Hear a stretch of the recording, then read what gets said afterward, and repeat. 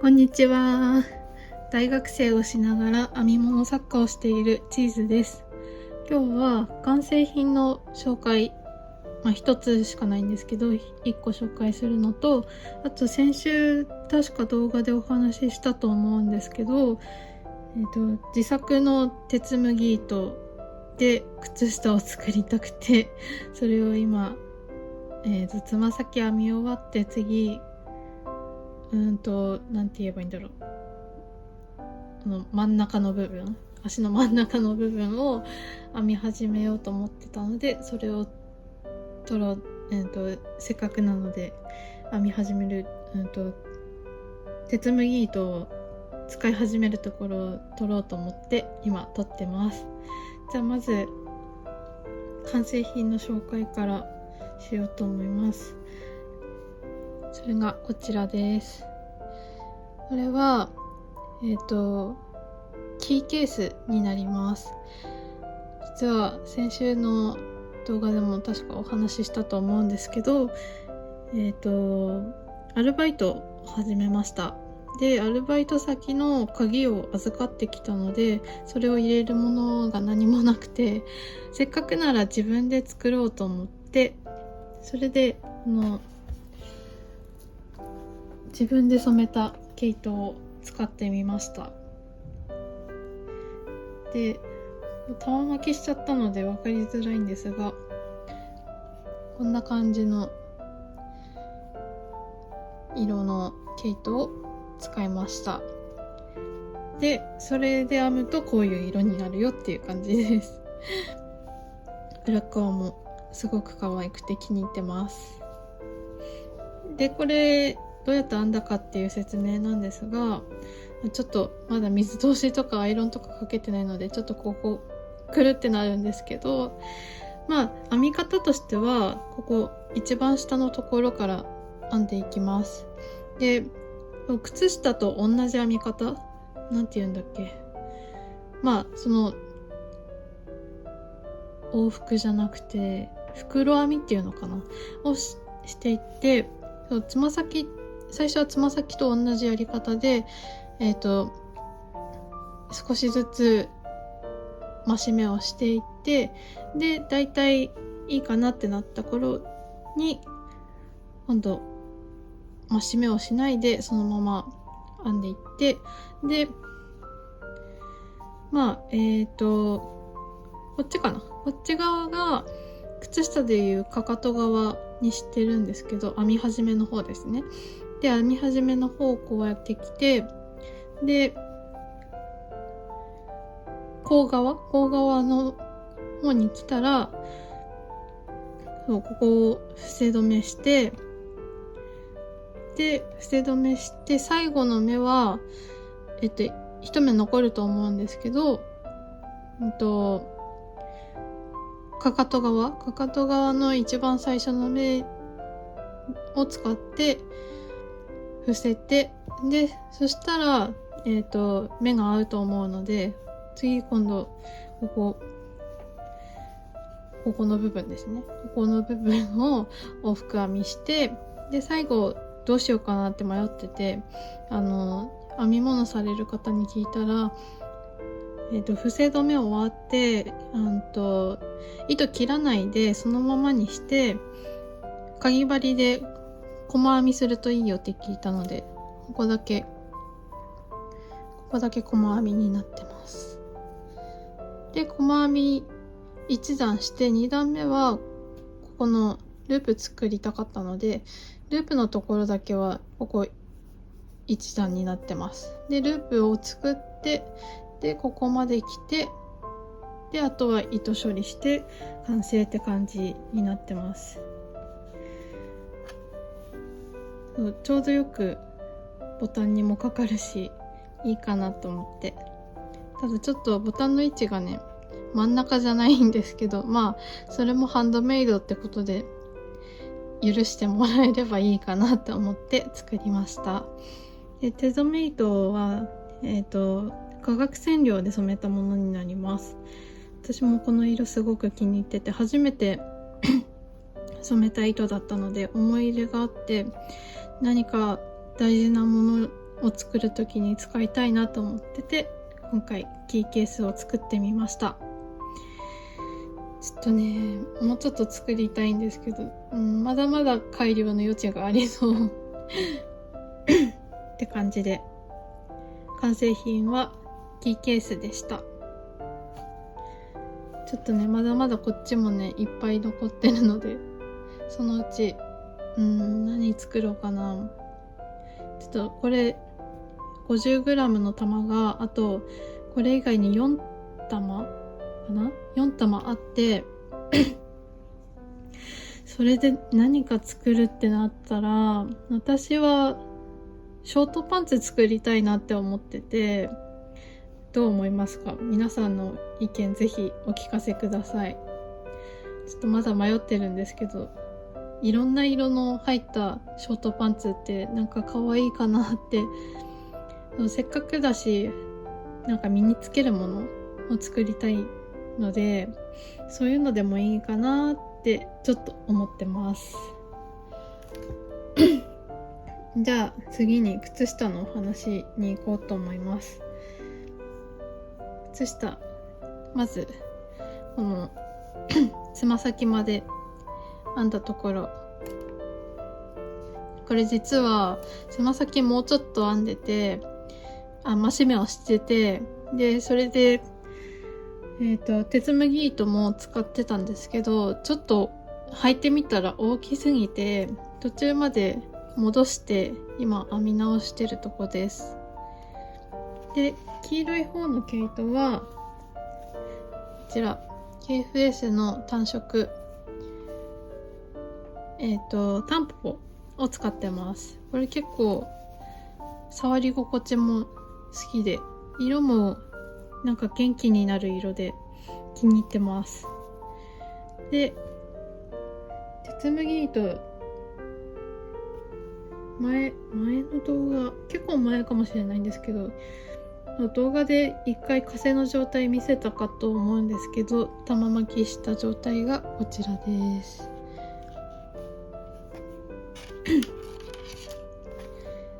結構大きくなりました。でもこれでね、これ一玉で144メートルしかないんです。だからこれで靴下作れるのかなとかいろいろ考えてて、ちょっとドキドキしながら、サンプルとして作るので、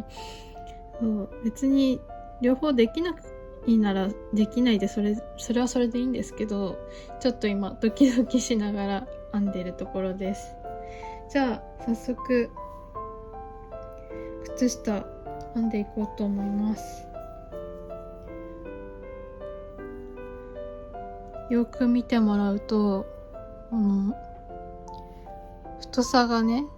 ちょっとずつ違うんです。なんかそれもあって太さが均等じゃなくて、編んだ時の編み地が、それはそれで面白いんですけど、これでいいのかなとかちょっと不安になりながら編んでます。ちょうど今から鉄麦糸に変わるところです。ちょっと変えるの下手くそなんで、このやり方で合ってるかわからないんですが、我流でもなんとかなるかなって思いながら、試行錯誤しつつ、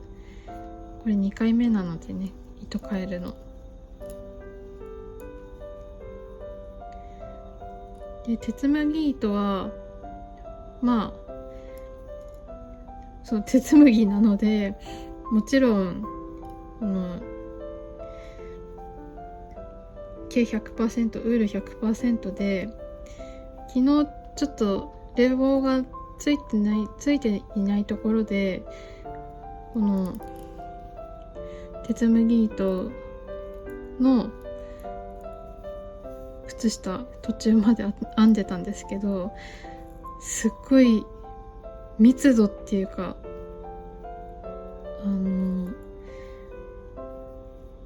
熱を持ってるわけじゃないのに、なんかそんな感じがしてて、でみっちりしているので、編んでてすごい暑かったでも今日はちゃんと冷房ついた部屋で編んでるので多分大丈夫だと思います。で、そうこの靴下の色変えする時って多分独自でいろんなやり方がある方もいると思うんですけど、私はまあ誰に習ったわけでもないんですが、編み込みする時に使ってない表に出てない糸を編みくるむ時の方法だから、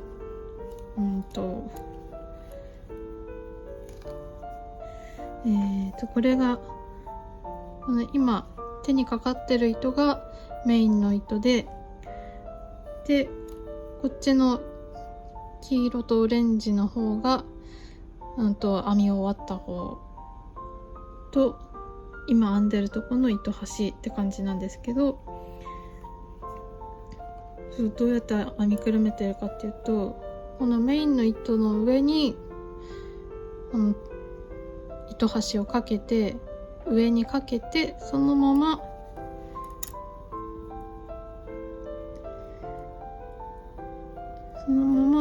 表目をするって感じでやってます。ちょっとこれで本来の靴下のやり方でこういうやり方してる人がいるのかどうかも知らないしもう靴下に関しては習ってないので誰にも、靴下に限らず編み物自体を誰かに習ったことがないのでちょっとわからないんですけど、でも私はこれで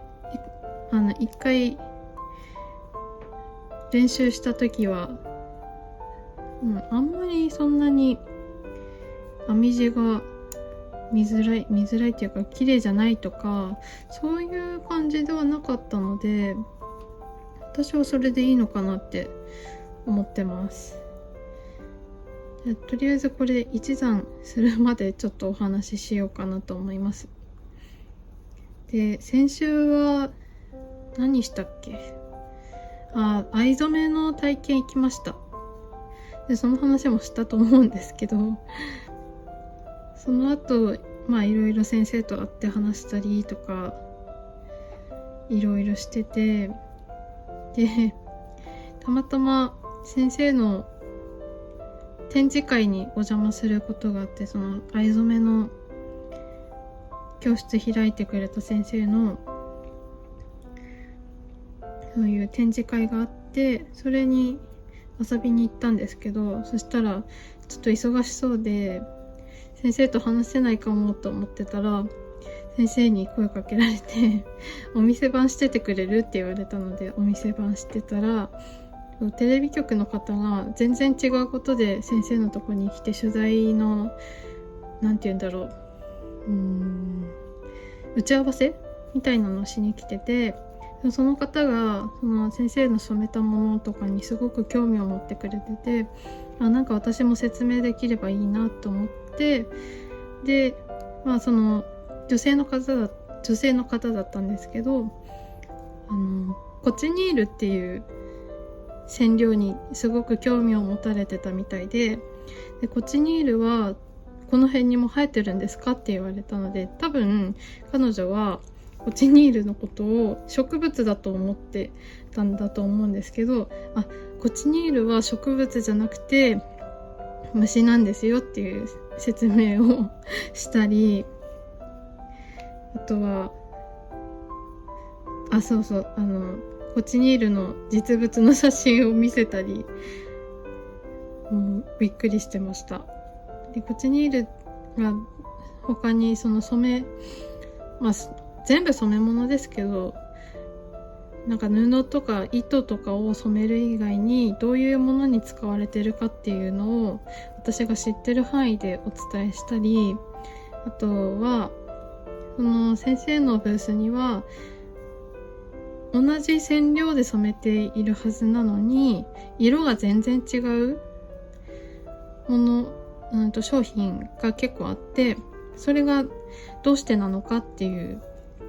話を先生じゃないのに私が知っててそういう感じで先生のお手伝いしてて、でもそれをそのテレビ局の方がその後打ち合わせ先生とした時に、先生にも私のことを話してくれたみたいで、そう帰り際先生に褒められてっていう感じで、今週あと何があったかな。先週末ちょっとバイトに行ったりとか、初出勤だったんですけど、初出勤なのにワンオペでワンオペ大変だったもうそういう感じでいろいろやってますが、私は夏場ちょっと体調が悪くなりそうっていうか、もともとあんまり調子は良くないので夏はいつも実家に帰省して、それで実家でちょっと療養ではないけど、ゆっくり過ごすっていう期間を取るようにしてて、で秋口、でも9月頭くらいかなまで療養っていうか休養っていうかをして、それで自分の住んでるとこに帰ってくるって感じの生活をしてて、なので去年初めてラジオを撮ったのは実家でしたな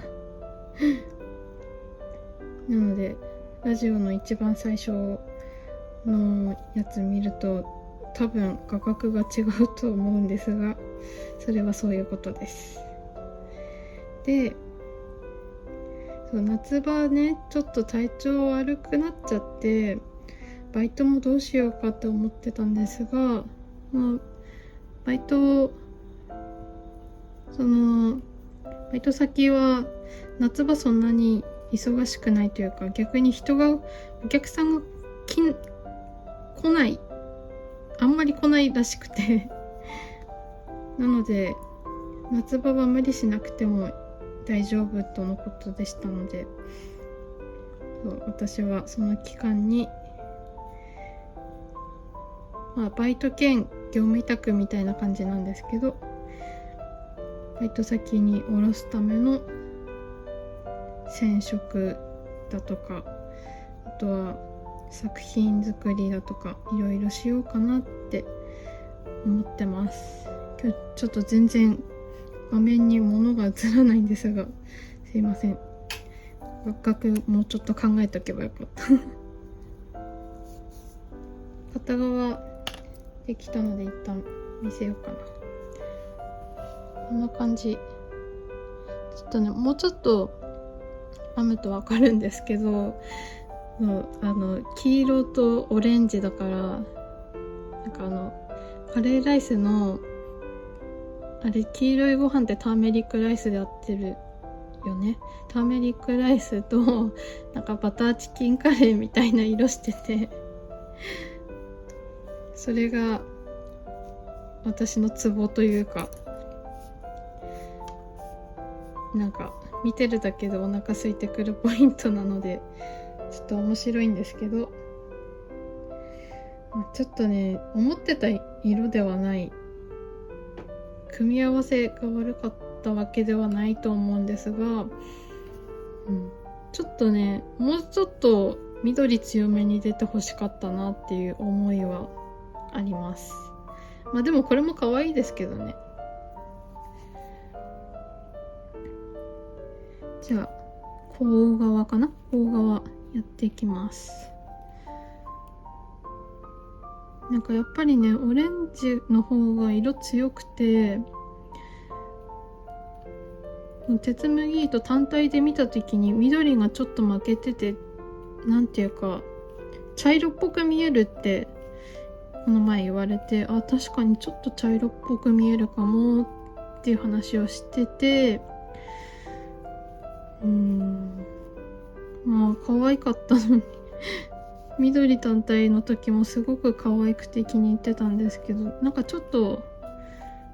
違ったのかな。色の薄いところは結構緑色ってわかるんですけど、ちょっと緑色が濃くなると、あれ、なんかこの色暗いなって感じになっちゃってて、どうしたらよかったんでしょうか。私もまだまだ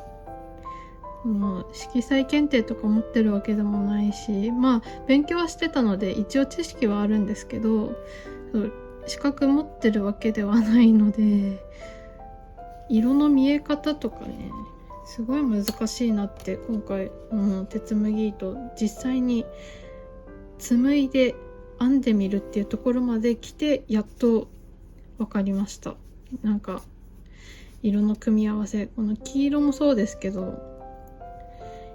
黄色とオレンジがやっぱり最初に目についちゃって、緑がちょっと邪魔してるような気がしちゃってて、私には。だからちょっと難しい色だったのかなとも思ったりしてます。ただこれはこれで可愛いので私は好きですけど。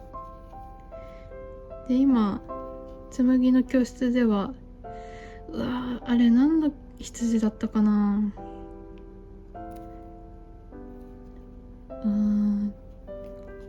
コリデールだったかな。ちょっと思い出せないけど、でも確かに日本で採れた羊毛を今紡いでて、で色は無染色の真っ白、真っ白ではないけど白っぽい感じの羊毛を紡いでます。結構硬くて、そう、食用の羊の毛ですね。だから食用の羊の毛って結構硬い種類が多いみたいで、私も今紡いでる羊毛がちょっとだけ硬いっていうかゴワッとしてて、この緑色の方のちょっと細いですけど、緑色の方はハンドカーダーで犬のブラシとかあるじゃないですか。そういう感じのブラシを2つ使っていろんな色が入って染色された羊毛をミックスして、それで紡いでたので、結構その毛先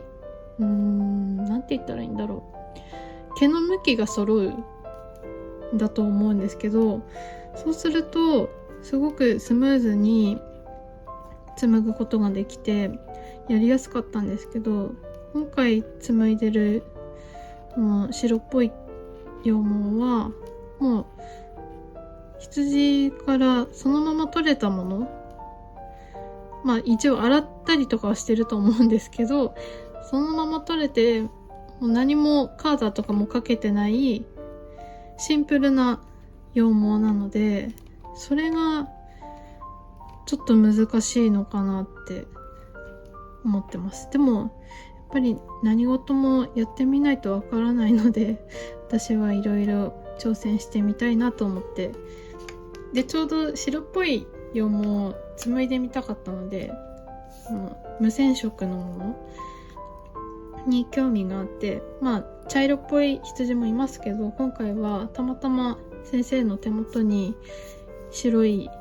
ぽい羊毛があったので、それを買ってで紡いでます。だからそれで今度今回は靴下のこのお腹の部分っていうか、体の部分ですよね。そこをこうやって編むために紡いだんですけど、今度はつま先かかと用で紡ぐのもいいなと思って、それでベーシックな色って先生にお願いしてたので、それで今紡いでるところです。あとはバイトも始めたのでいろいろ行けるところが増えるし、お金が手に入るから行けるところは増えるし、それから買えるものっていうのも増えていくと思いますし、それからまだ車とかは必要ないっていうか、あんまり得意じゃないので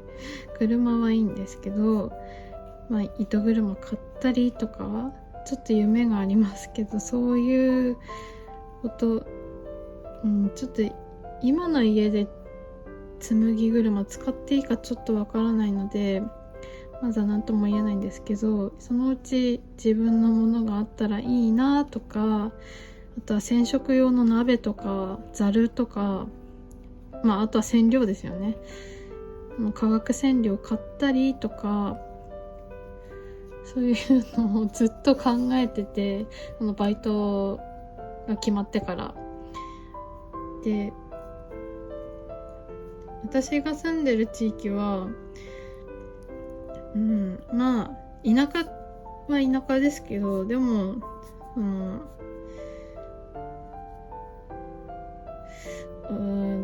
本当に何もないわけではないので、そのロフトくらいならあるので、そういう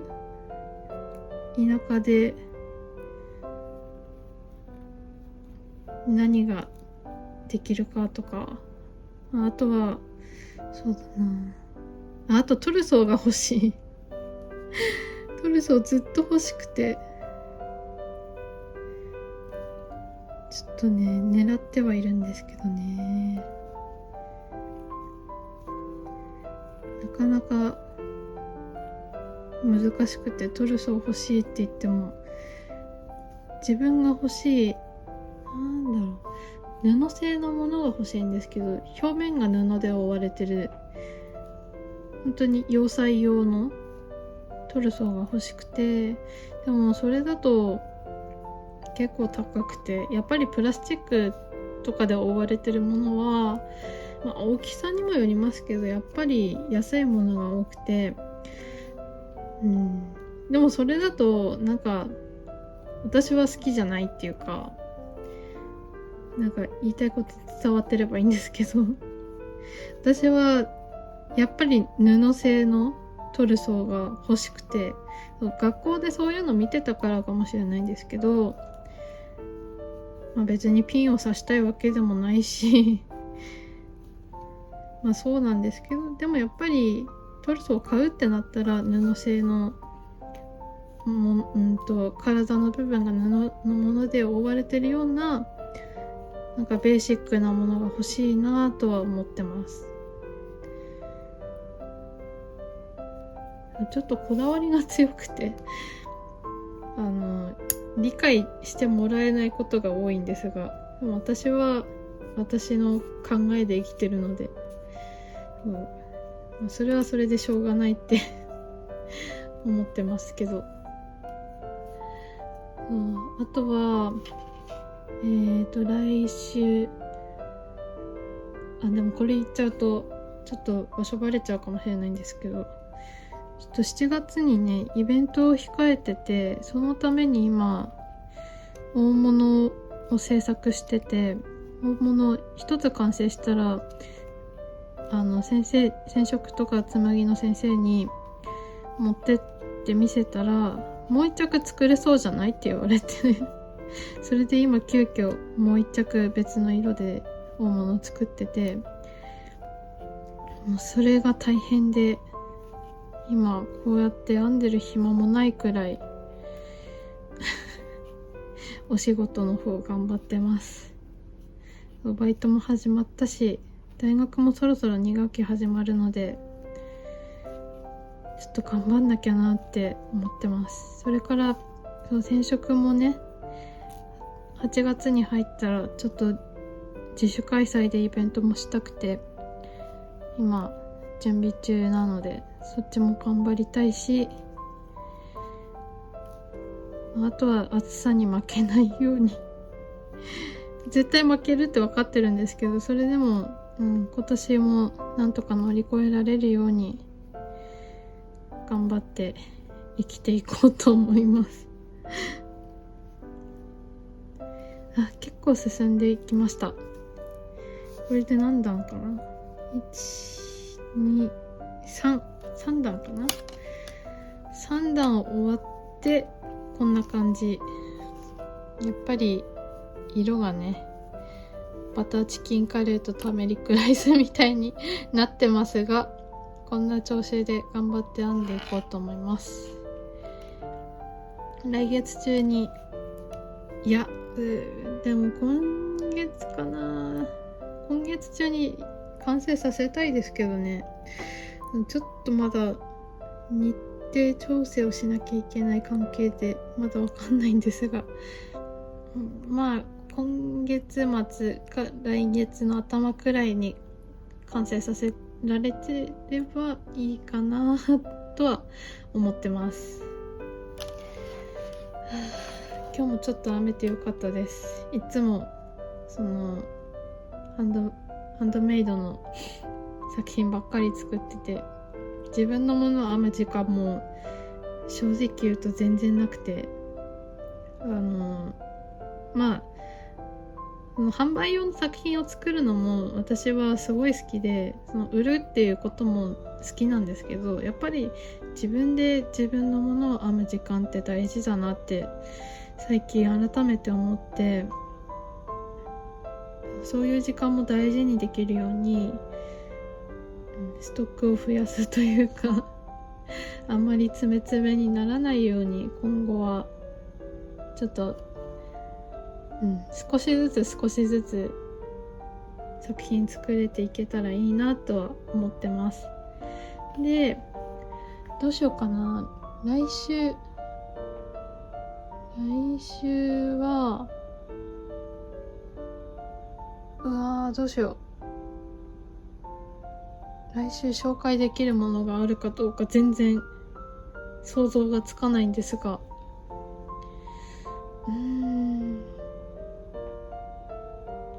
写真程度なら紬途中の羊毛とか糸とか紹介はできるかもしれないんですが、ちょっと忙しすぎて完成できるものもあるかどうかわからない状態なので、もしかしたら、雑談みたいな感じになるかもしれないんですが、また見ていただけると嬉しいです。今日やっと編めてよかったです。ずっとこれ見てモヤモヤしてたのでちょっと進んで本当によかった。じゃあまた来週の動画でお会いできることを楽しみにしています。チャンネル登録や高評価もしていただけると嬉しいです。あとはTwitter と Instagram のフォローもしていただけるととっても嬉しいです。そっちではたまに、最近ちょっとサボりがちなんですが、いつもは Twitter の方でペラペラ喋ってるので、もしよければ一緒にお話ししましょう。では来週の動画でまたお会いしましょう。バイバーイ。